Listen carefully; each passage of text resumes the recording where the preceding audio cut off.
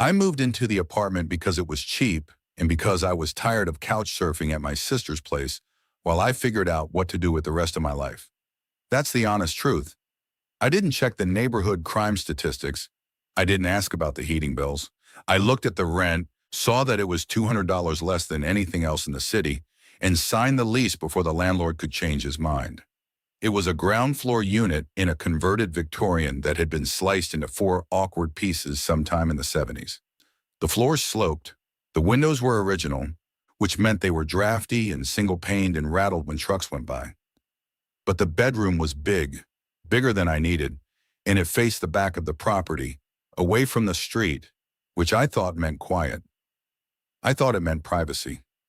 I was wrong about both. The first thing I noticed, and after the movers left, and I was standing in the middle of my new bedroom with a box cutter in one hand and a warm beer in the other, was the proximity of the neighbor's house. There was maybe 10 feet of space between my bedroom window and the side of their building. Just a narrow strip of alley, barely wide enough for a garbage bin, filled with gravel and weeds and the kind of stagnant air that collects between old structures. I could see the texture of their brick from my window. I could count the mortar lines, and I could see, mounted on their roof above the second story, a security camera. It was small, white, the kind you can buy in a 2-pack at any hardware store. But it wasn't pointed at their door. It wasn't pointed at their driveway. It was pointed at me. I remember laughing when I saw it, a short, disbelieving laugh that died in my throat almost immediately.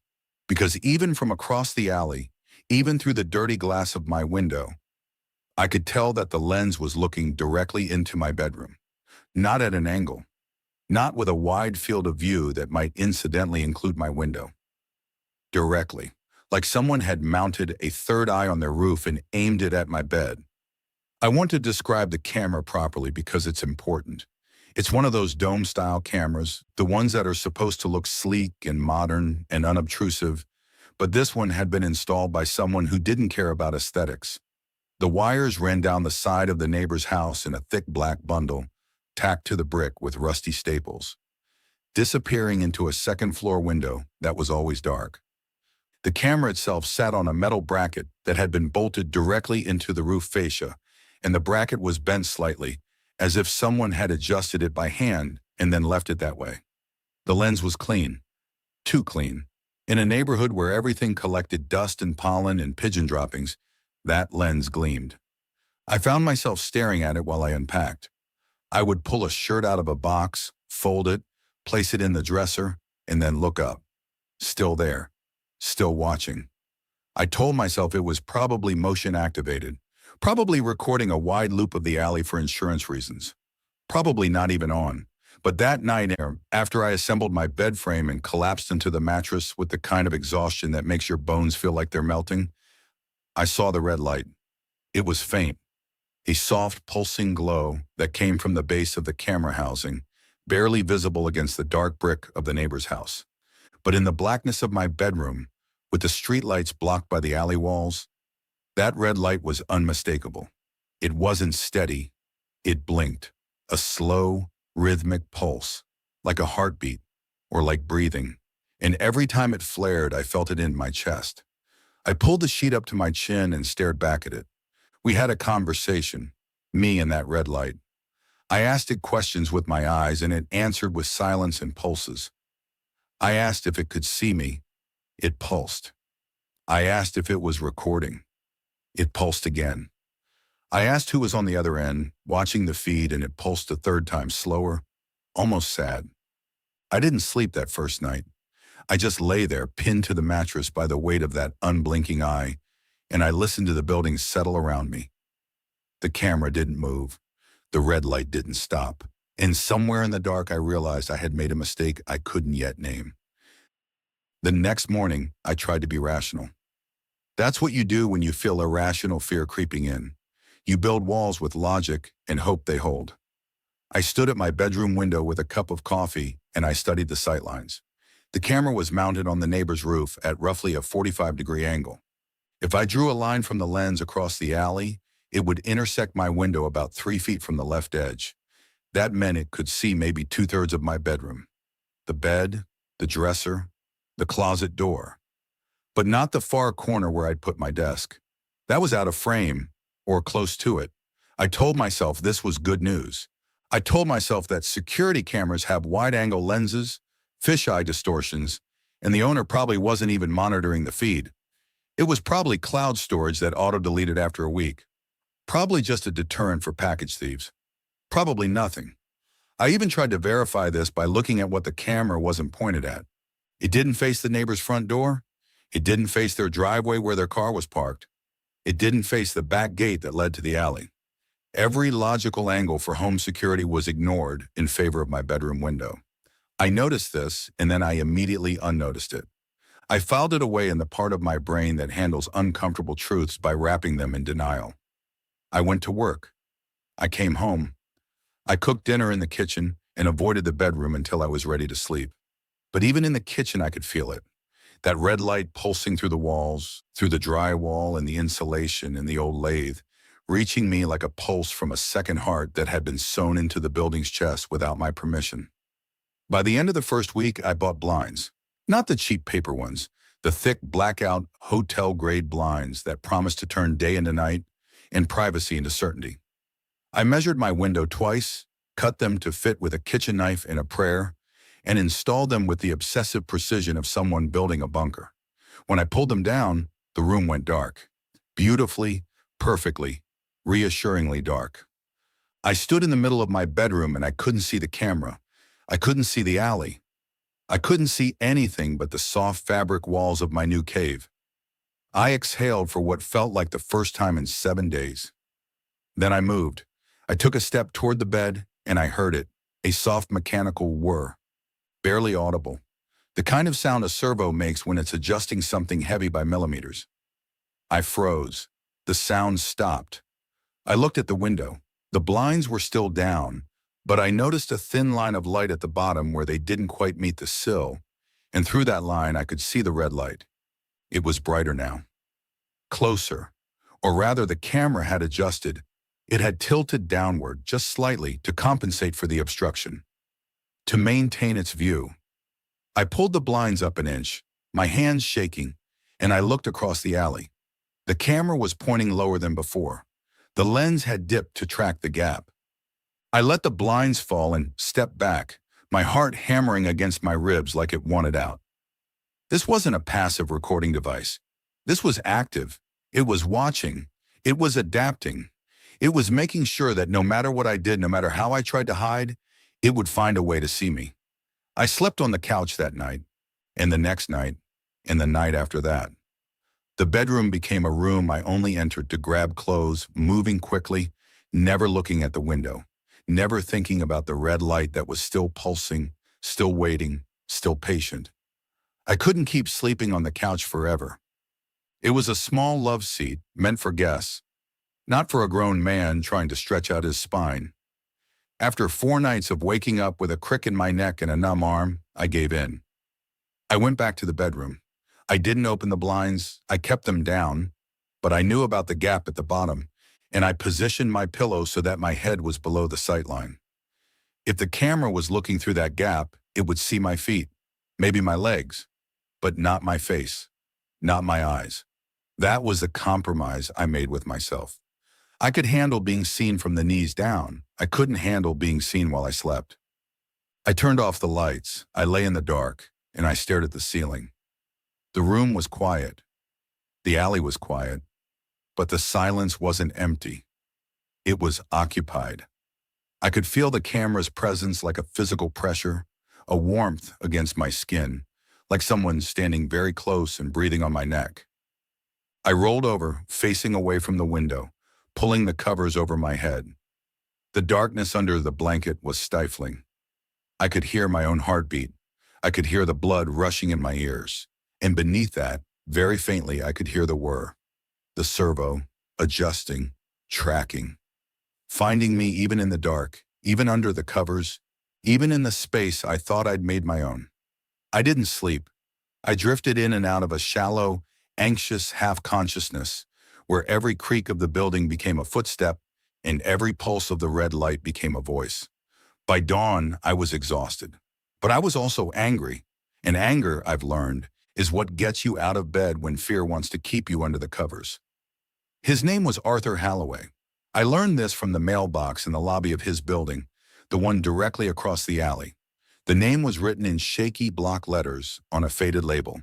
A. Halloway, Unit 2B. I saw him for the first time on a Saturday morning, about 10 days after I'd moved in. I was taking out the trash, dragging a bag across the gravel alley, and he was standing in his backyard, a small patch of dead grass and potted plants that looked like they hadn't been watered in weeks. He was old. Not ancient, but old in the way that makes you guess 70 and then realize you might be 10 years short. He wore a cardigan that had seen better decades and slippers that were fraying at the edges. He was watering a single tomato plant with a watering can that dripped more on his shoes than on the soil. He looked up when he heard my footsteps on the gravel. He smiled. It was a wide, immediate smile, the kind that crinkles the corners of the eyes and shows too many teeth. "New neighbor," he called out. His voice was thin but cheerful, like a radio turned to the wrong frequency. "Ground floor, right? The big bedroom?" I nodded, suddenly aware of the alley's narrowness, aware that we were standing in the exact channel that the camera monitored. "Yeah, moved in last week. Good unit," he said. "Quiet, private. I keep an eye on things back here. Insurance, you know. Neighborhood watch. Never can be too careful." He gestured vaguely toward his roof, toward the camera, but he didn't look at it. His eyes stayed on me. Warm, interested, hungry in a way I couldn't define until later. We talked for maybe 15 minutes. It felt like longer. Halloway had a way of drawing out conversations, of asking questions that seemed innocent, but landed with precision. He asked about my job. I told him I worked from home, customer service for a software company, mostly emails and chat tickets. He nodded as if this confirmed something.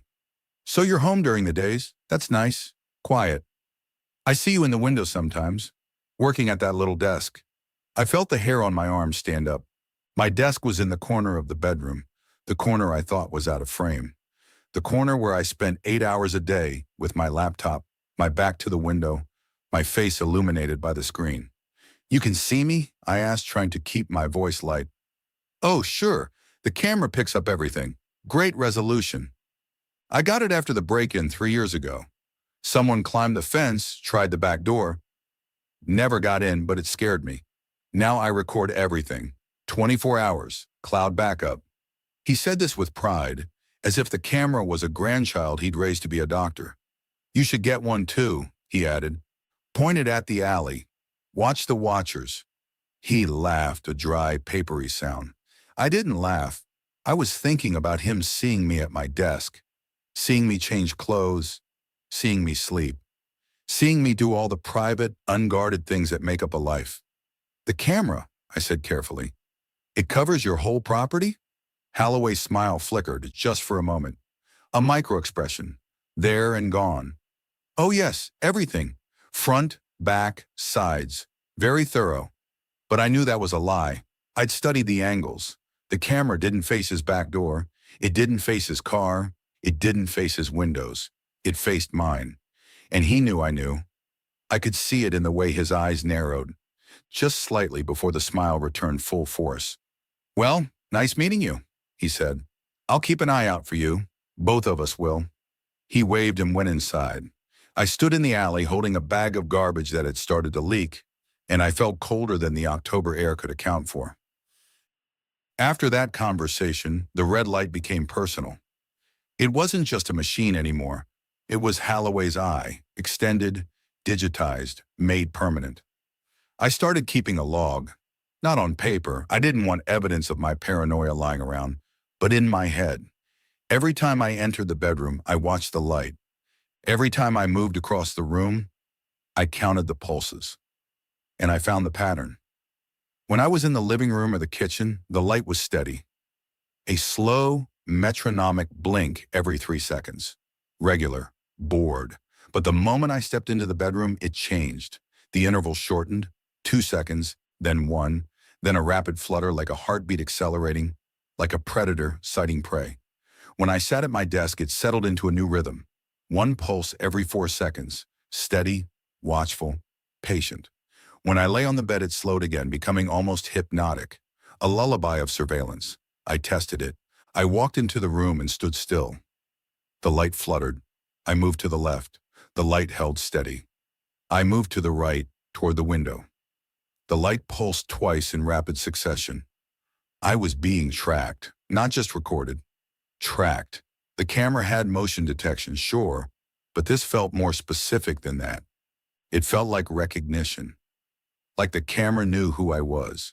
Like it was waiting for something specific to happen. And until then, it was content to watch and pulse and gather whatever data it needed. I started changing in the bathroom. I started keeping my blinds down and my lights low. I started wearing headphones in the bedroom so I couldn't hear the servo whir, even though I could still feel it in my teeth.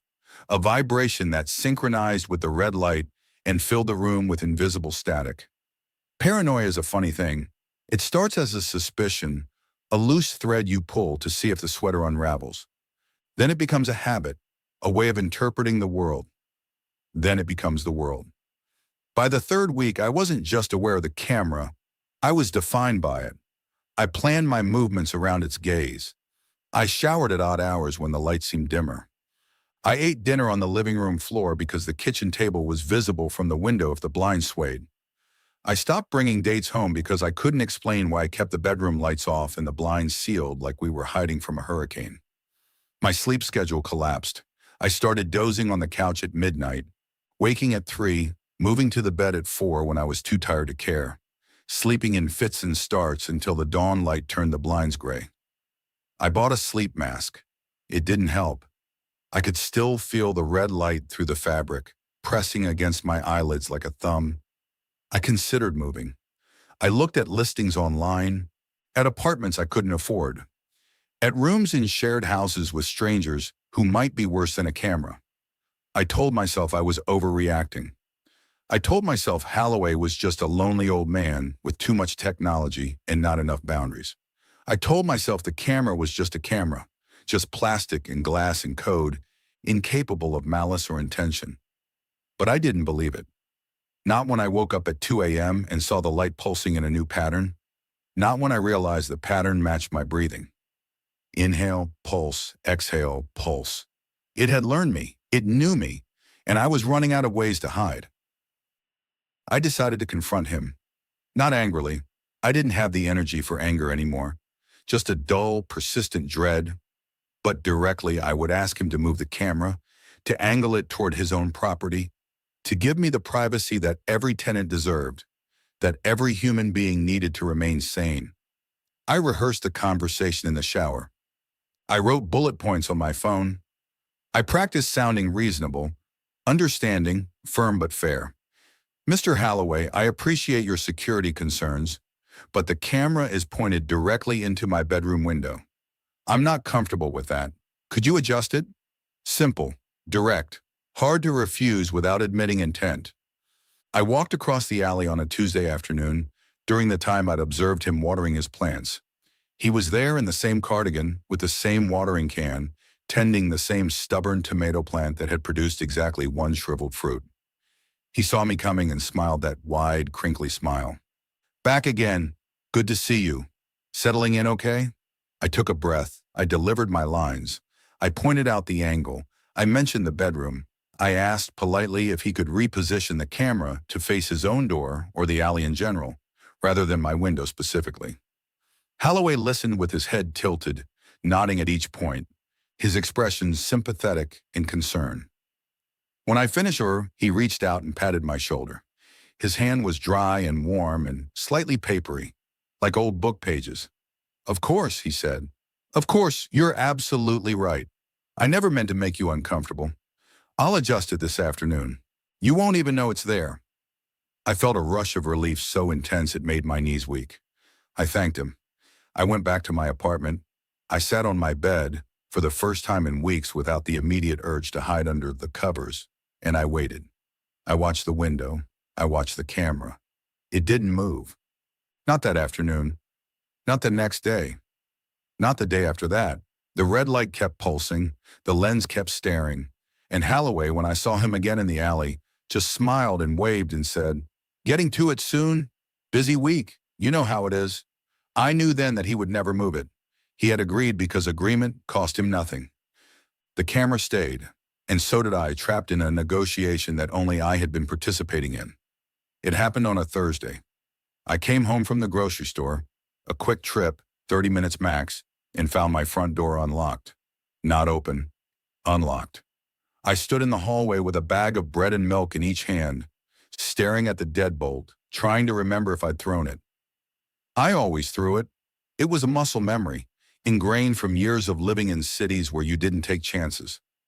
But there it was, the door pushed open with a gentle nudge of my hip. Inside, nothing was obviously wrong. The TV was still there. The laptop was still on the desk. But my bedroom had been touched.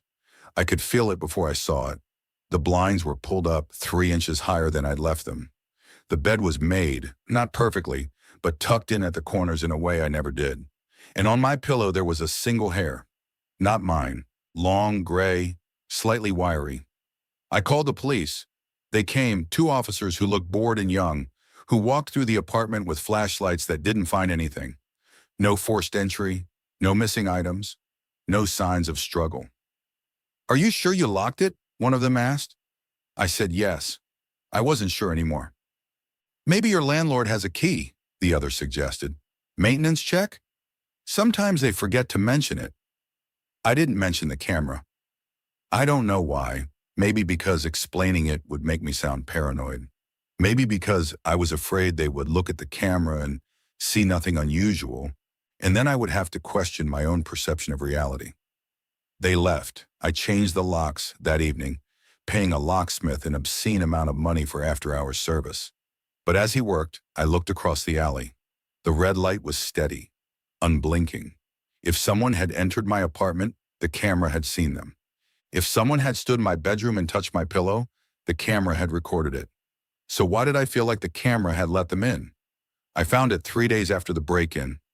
I was checking the window locks, checking them for the 4th time that evening, running my fingers along the latches like a ritual.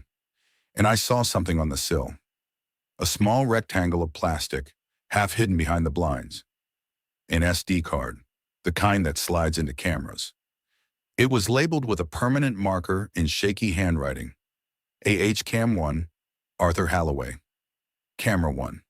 I held it in my palm, feeling its weight, its warmth, as if it had been sitting in the sun, but my window faced north. It never got direct sun. The warmth was from something else, from use, from recent handling, from being inside a machine that ran hot with constant recording. I should have thrown it away. I should have mailed it back to Halloway with a note telling him to keep his surveillance to himself. I should have crushed it under my heel and scattered the pieces in the alley. Instead, I took it to my laptop. I inserted it into the slot, and I opened the folder. There were dozens of video files, MP4s with timestamps that stretched back 6 weeks. 6 weeks of footage. 6 weeks of my bedroom. 6 weeks of me. I stared at the file names, at the dates and times, and I felt a violation so profound it transcended anger and became something closer to grief. This was my private life, cataloged and stored. This was me sleeping, me changing, me sitting at my desk, me lying in bed staring at the ceiling. This was my loneliness and my fear and my small, pathetic routines, all captured in 1080p and saved to a card that Halloway had somehow dropped into my window, or left there, or planted. I told myself I would watch one file, just one, to confirm what was on the card, to gather evidence, to understand the scope of what Halloway had been doing. I clicked the first file. It was from 5 weeks ago. The timestamp read 2:14 a.m. The footage was surprisingly clear. The camera had night vision, or the street light in the alley provided enough illumination, because I could see everything.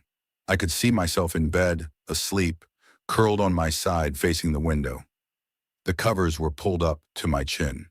My breathing was visible in the rise and fall of the blanket. I watched myself sleep for 2 minutes. It was the most disturbing thing I'd ever seen.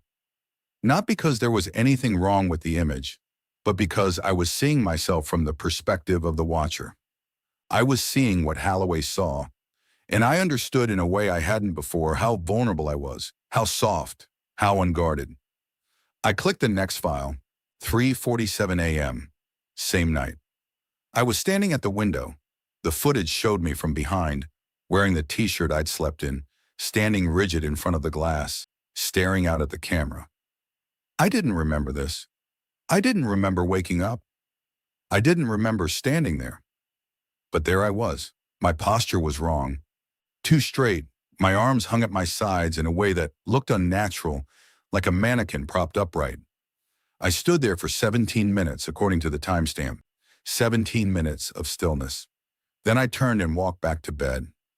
The movement was smooth, too smooth, like I was gliding rather than stepping. I checked the next file, 4:12 a.m.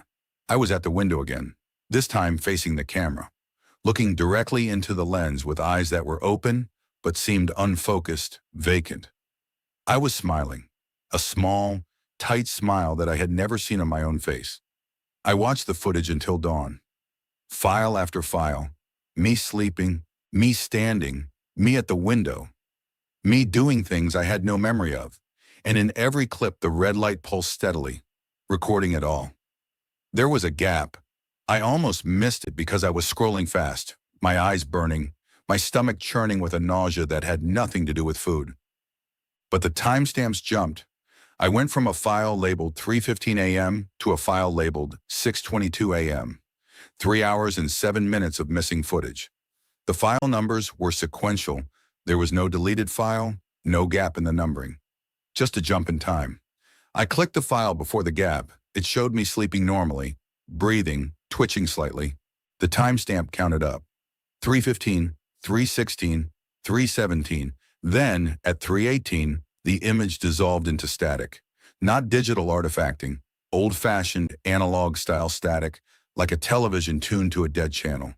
The static lasted for 3 hours. The timestamp in the corner kept counting. 3:18, 400, 500, 600. The static never changed. The sound was a hiss, a white noise roar that made my speakers buzz. Then at 6:21, the static cut out. The image returned, and I was in bed, in the exact same position as before the gap, but the light in the room was different. The sun was up. The blinds were casting stripes across the floor, and I was awake, staring at the ceiling, staring at something above the bed that the camera couldn't see. My lips were moving, not speaking, just moving, forming words that had no audio. I watched until the file ended. I checked the next file. 6:22 a.m. I was up, making coffee, acting normal, but my eyes, even in the low-resolution morning light, looked wrong. Darker, the pupils too wide, like I'd seen something in those 3 hours of static that had changed the way I looked at light. I checked the camera. The red light was pulsing, steady, as if it had never stopped. But the footage said otherwise. For 3 hours, the camera had gone blind, or it had been made blind, or it had chosen not to see. I almost didn't open the last file. My hands were shaking so badly I could barely control the cursor. It was the most recent recording, dated 2 nights ago, the night of the break-in. The timestamp read 1:33 a.m. The footage showed my bedroom in near total darkness, illuminated only by the faint glow of my laptop charger across the room. I was in bed, asleep. The covers were pulled up. The blinds were down.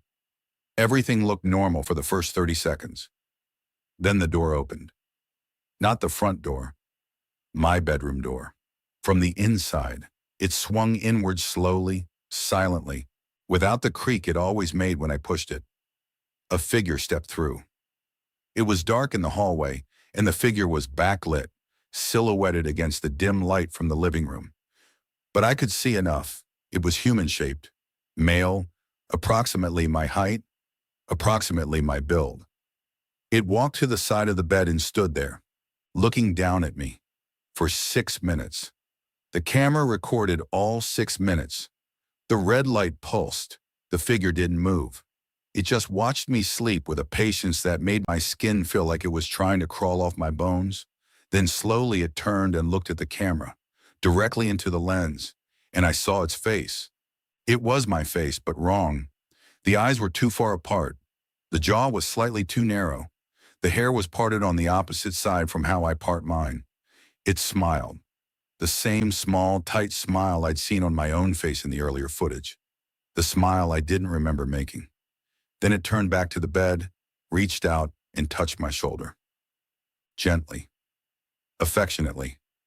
Like a parent checking on a child. Then it walked out of the room, closing the door behind it with the same silent precision. The footage continued for another hour. I didn't move in my sleep. I didn't wake up.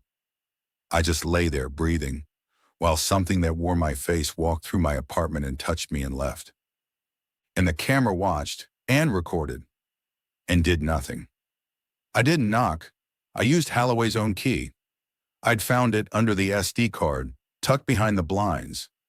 A small brass key that fit his backdoor lock with a smooth, well-oiled click. I don't know why he left it there. Maybe he wanted me to come. Maybe this was part of the pattern. I walked through his kitchen, dark, cluttered, smelling of old coffee and tomato plants, and I found him in the living room, sitting in a recliner that faced a wall of monitors. 6 screens, all showing different angles. But the center screen, the largest one, showed my bedroom. Live, real time.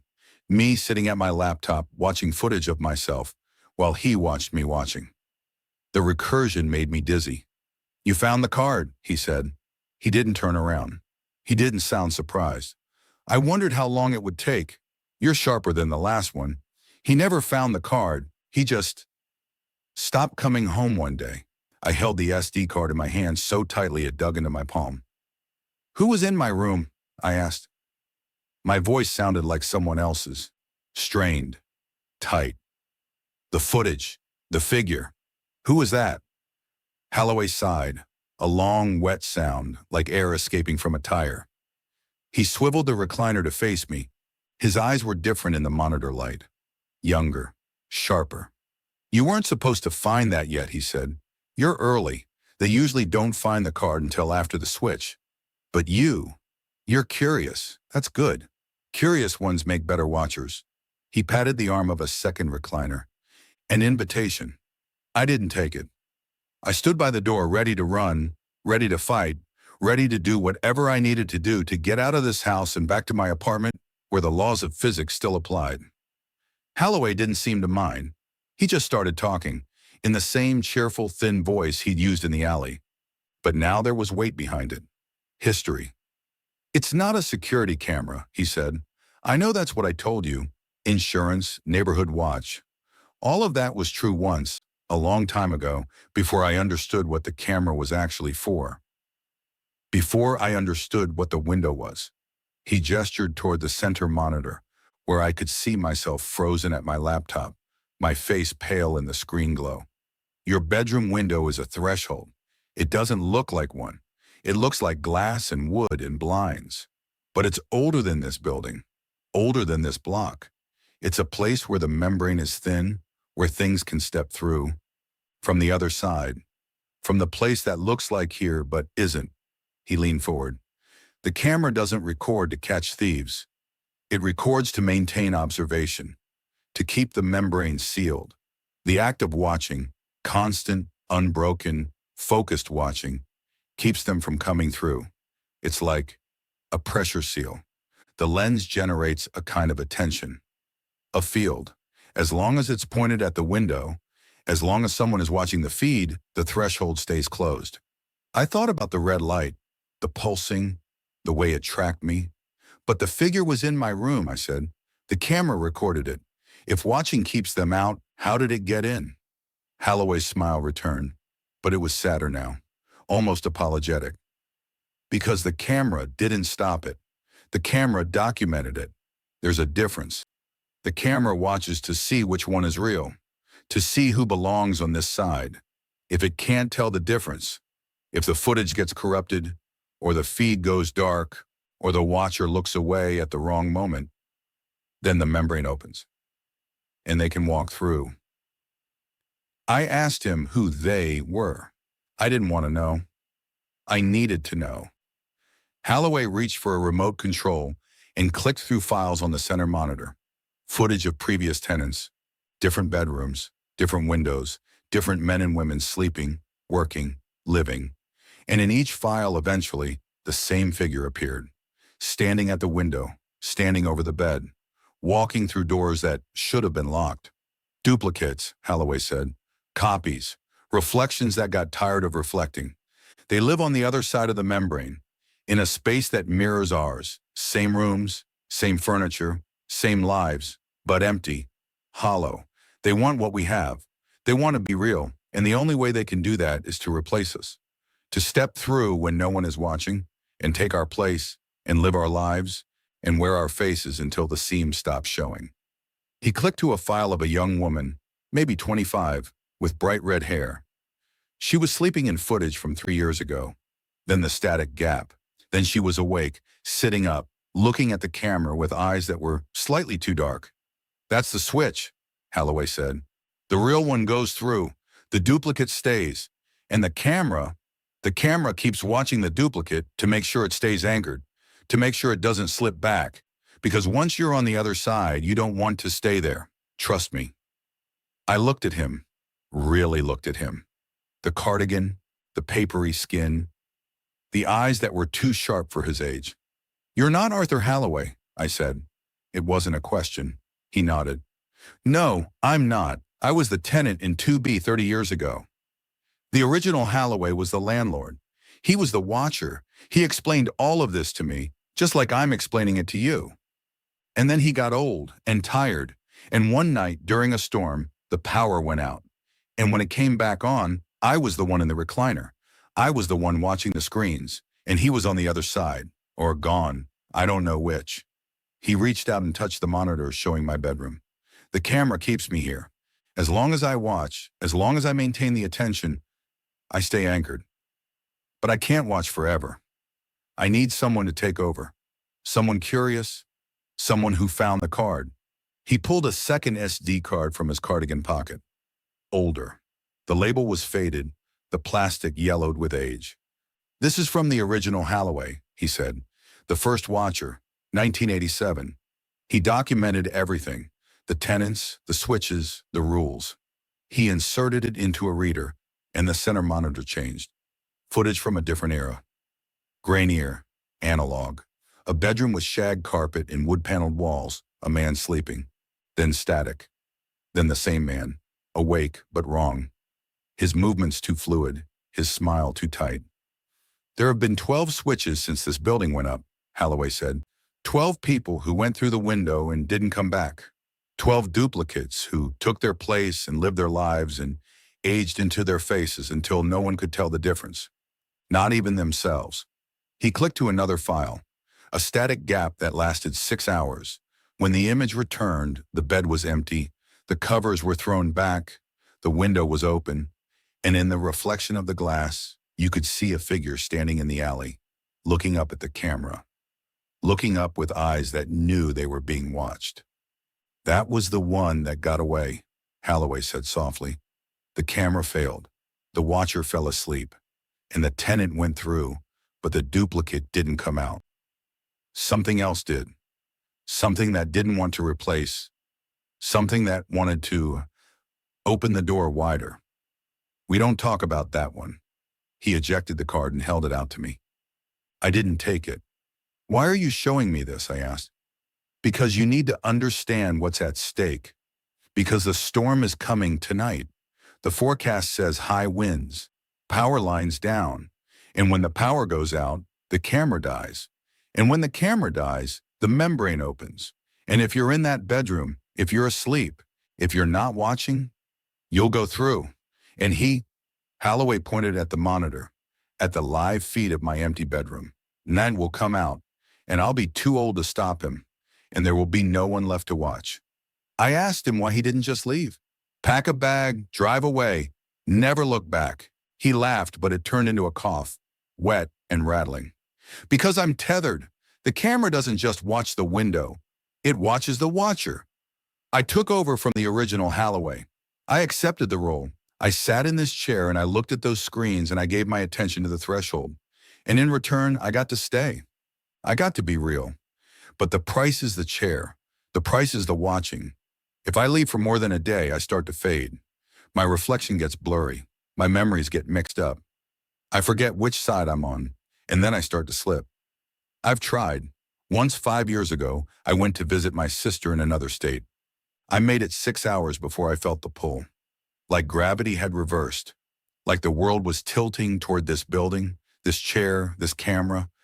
I drove back in the middle of the night. I sat down and watched. And I was solid again. He looked at me with eyes that were desperate and ancient. I need a successor. Someone to take the chair. Someone to watch the screens. Someone to keep the threshold sealed while I go through. Not as a victim, as a volunteer. The other side isn't death. It's just different, empty, but peaceful. And you'd get to stay. You'd get to be the watcher. You'd get to be real, anchored, safe. All you have to do is watch. Forever. I backed toward the door. The key was still in my pocket. My hands were shaking. No, I said. No, I'm not taking your chair. I'm not watching your camera. I'm moving out. Tonight. I'm packing my things and I'm leaving and I'm never coming back. Halloway's smile didn't falter. You can try, he said, but the membrane knows you now. The camera has recorded you. It has your pattern, your rhythm, your face. If you leave, if you break the connection, you'll fade just like I would. You'll start to slip, and then one night, you'll wake up standing at the window, and you won't know how you got there. And the camera won't be there to document which one is real. You'll just be gone, replaced, forgotten, like you never existed at all. I turned and ran. I didn't stop until I was back in my apartment, with the door locked and the blinds down, and the red light pulsing against the darkness, like a heartbeat that had been transplanted from someone else's chest. The storm hit at 11:47 p.m. I know the exact time because I was staring at my phone, watching the minutes crawl by, trying to stay awake until dawn. The forecast had been right. The wind came first, a low howl that built into a scream, rattling the old windows and making the blinds shiver against the sill. Then the rain. Heavy, horizontal rain that sounded like handfuls of gravel being thrown against the glass. I was sitting on my bed, fully dressed, with every light in the apartment turned on. I had a flashlight in one hand and my phone in the other. I was ready. I was prepared. I was terrified. The power flickered once at midnight. The lights dipped, the refrigerator stuttered, and I felt my stomach lurch. But they held. The generator at the substation must have kicked in, or the lines were stronger than the wind, because the apartment stayed lit. The camera stayed on. I could see the red light through the gap in the blinds, steady, pulsing, watching. I exhaled. I almost laughed. Then the lightning struck, not nearby, close. Close enough that the thunder arrived simultaneously, a crack that felt like it split the building in half. And every light in my apartment went out. The refrigerator died. The hum of the electronics ceased. And across the alley, the red light went dark. I sat in the sudden, absolute blackness, listening to the storm rage in the building groan. I couldn't see my hand in front of my face. I couldn't see the window. I couldn't see the camera. But I could feel it. The absence of the red light was a presence in itself. A hole where something should be, and into that hole something was pouring. I felt it in the air pressure first. My ears popped. Then I felt it in the floor. A vibration, low and deep, like a subway train passing directly beneath the building. Then I felt it in my chest. A pulling. A gravity that wasn't pulling me down, but sideways, toward the window, toward the membrane, toward the place where the camera's attention had been holding the seal, and where the seal was now breaking open. I forced myself to stand. I forced myself to walk to the window. I don't know why. Curiosity, fatalism, the same impulse that makes people look over the edge of a cliff to see how far down it goes. I pulled the blinds up. The alley was lit by the storm. Lightning flashes turned the narrow space between buildings into a strobe-lit canyon of brick and shadow. And in the glass of the window, I saw my reflection. It was me. But it wasn't moving when I moved. I raised my hand. The reflection raised its hand 3 seconds later. I blinked. The reflection blinked out of sync.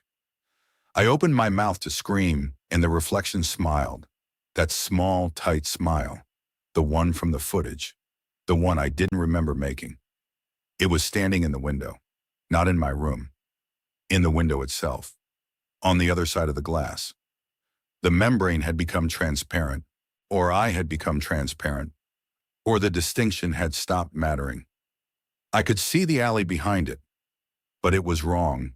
The bricks were darker. The rain was falling upward. And the camera, Halloway's camera, was visible on the roof, but it was pointed away. It was pointed at the sky. It had given up. It had looked away. And now the figure was looking at me, getting closer. Not walking, just shifting. Its face pressing against the glass from the other side, flattening slightly, distorting. Its eyes were black, not dark. Black, empty, hungry. It raised its hand and placed it against the glass, palm flat, finger spread. I looked down at my own hand. I was doing the same thing. Without meaning to. Without wanting to. My palm was against the window, and I could feel the cold from the other side seeping through. Not the cold of the storm, a different cold. The cold of an empty room that had been empty for a very long time. The glass didn't break. That was the worst part. If it had shattered, if there had been a crash, a spray of shards, a physical violation, I could have understood it. I could have reacted. I could have run. But the glass simply yielded. It became soft, like a membrane, like a soap bubble stretched between two worlds.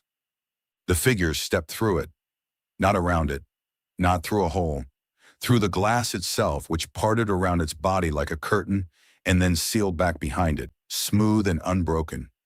It was in my room, standing 3 feet away from me, close enough that I could smell it.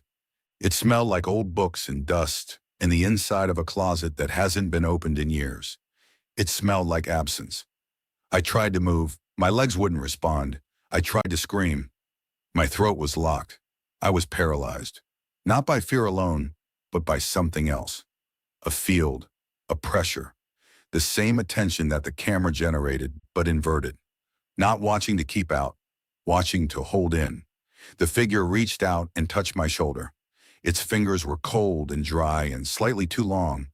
It leaned in close to my ear, and it whispered. The voice was my voice, but softer, hollower, like it was speaking from the bottom of a well. "Thank you for looking away," it said. "I've been waiting so long. I've watched you sleep. I've watched you eat. I've watched you live the life that should have been mine. And now because you looked away, because the camera died, because the seal broke, I get to come through. I get to be real. And you," it pulled back and looked at me with those black, empty eyes. "You get to watch. From the other side. It's not so bad. You'll see everything. But no one will see you. No one will remember you. No one will know you were ever here at all." It moved around me, circling, studying. Its movements were smooth, practiced, like it had rehearsed this moment 1,000 times in a room that looked exactly like mine, but was always empty. It touched my face, traced the line of my jaw, felt the texture of my skin. "So close," it murmured. "We're almost identical. The hair is wrong. I'll fix that. The scar on your knee. I don't have that. I'll add it. The way you bite your lip when you're nervous. I'll learn that. No one will know. Not your job. Not your sister. Not the woman at the coffee shop who smiles at you. They'll all think I'm you, and I will be. I'll be better at it. I'll be more grateful. I'll live harder. I'll love deeper. Because I know what it's like to not exist. And you," it stopped in front of me, its face inches from mine. I could see my reflection in its black eyes. Tiny, distant, fading. "You'll know what it's like to be the reflection, the echo, the ghost that haunts the glass. You'll watch me live. You'll watch me sleep in your bed and eat your food and answer your emails. And you'll scream, but no one will hear. Because you'll be on the other side of the membrane, where sound doesn't travel, where time doesn't pass, where the only company is the other echoes, the other forgotten ones. Halloway is there, the original. He's been waiting for someone new to talk to. It reached out again, both hands on my shoulders now, and it started to push. Not hard, gently, like a friend guiding you through a doorway, toward the window, toward the glass that was soft again, yielding, hungry. I felt the cold increasing. I felt my feet sliding on the hardwood, unable to resist, unable to stop. The membrane was pulling me in. The other side was opening its mouth, and I was about to be swallowed. Then the lights came back, not gradually, all at once. The apartment blazed into brightness. The refrigerator hummed to life. The heater kicked on with a roar. And across the alley, the red light returned. It didn't fade in, it snapped on, bright and angry and focused. A laser of attention that cut through the storm and the darkness and the membrane and struck the figure directly in the back. The figure stiffened. Its hands spasmed on my shoulders. It made a sound, not a scream, but a hiss, like steam escaping a pipe, like a balloon deflating. The pressure holding me broke. I could move, I could breathe, I could scream.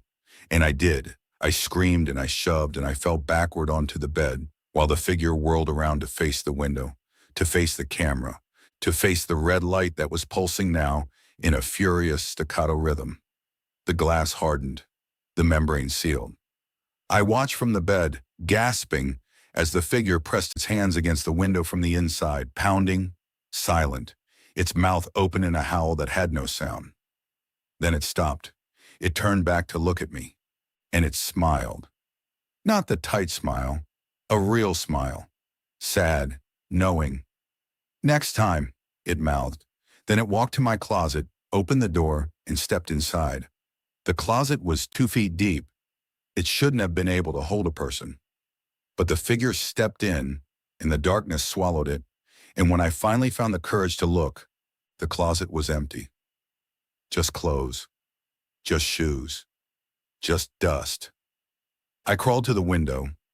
The red light was steady. The camera was pointing at the bed now. Not the window, at the bed, at me. And in the monitor across the alley, I knew Halloway was watching, not to save me, to see which one had won. I woke up in my bed. The sun was up. The storm had passed. The apartment was quiet in the way that only exists after a violent night, a stillness that feels earned or stolen.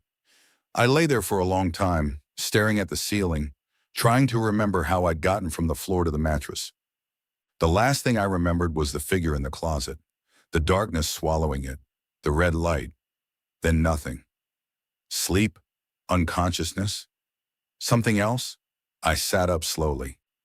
My body ached, but there were no bruises, no scratches, no marks on my shoulders where the cold hands had gripped me. I checked the window. The glass was intact. No cracks, no smudges, no sign that anything had passed through it. I checked the closet.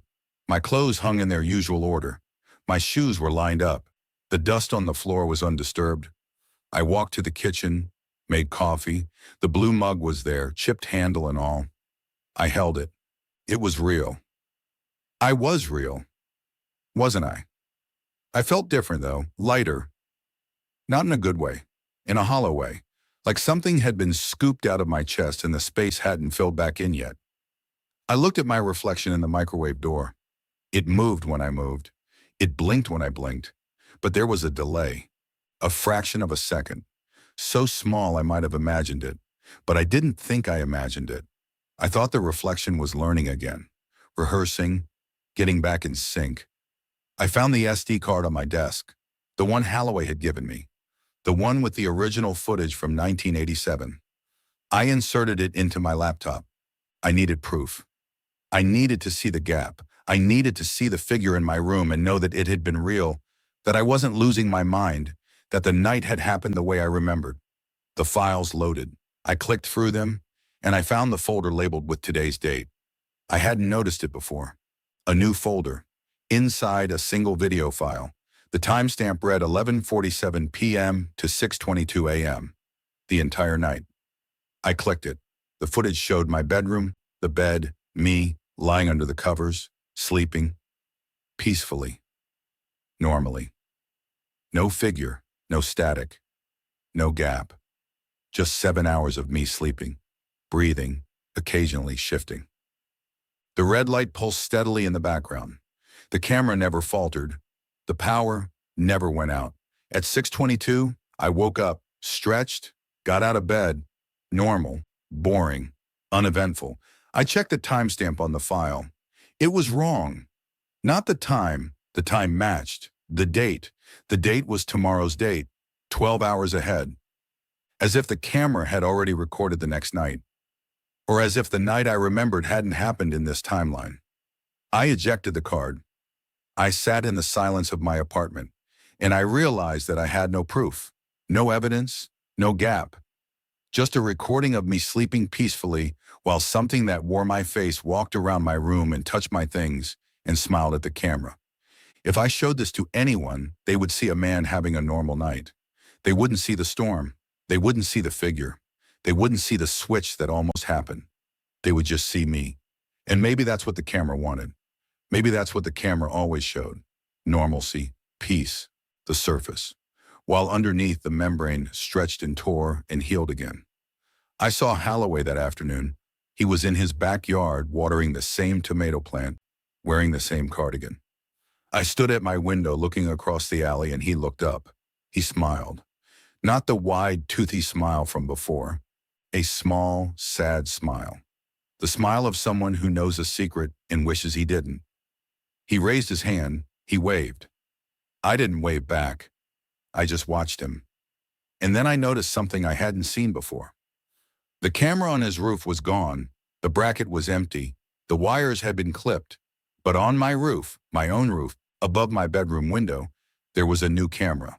White, dome-shaped, wires running down the side of my building, tacked with rusty staples, disappearing into my own second-floor window. It was pointing at Halloway's house, at his bedroom window, at him. I stepped back from the glass. My hands were shaking. I ran outside into the alley looking up. The camera was real. It was mounted. It was on. And the red light was pulsing. Not at my window, at his. I ran to his back door.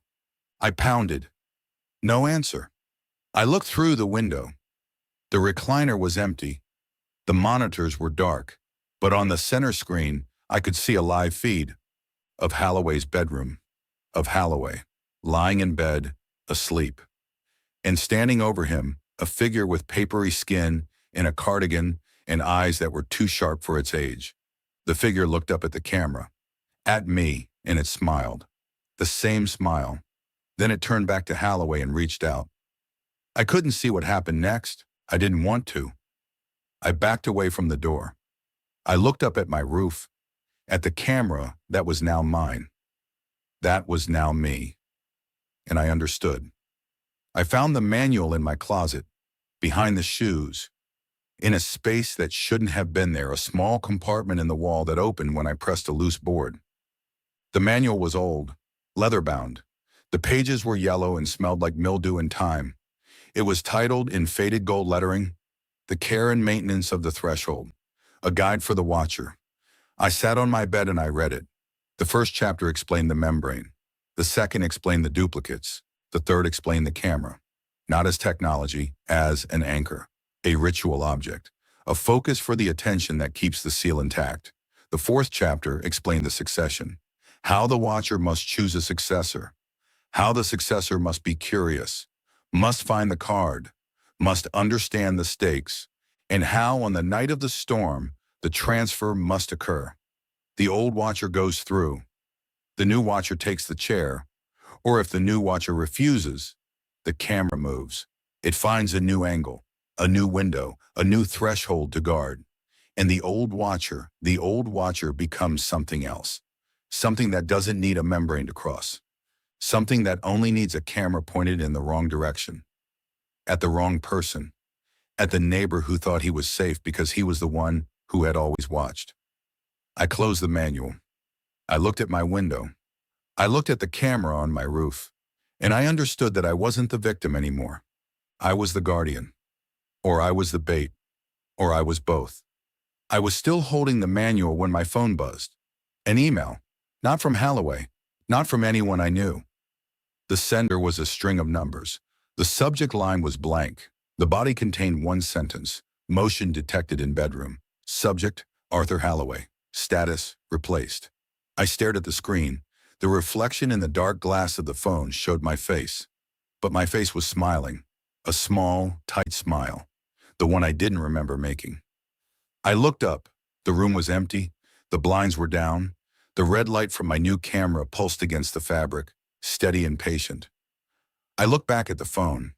The reflection was still smiling. And then it blinked. I didn't blink.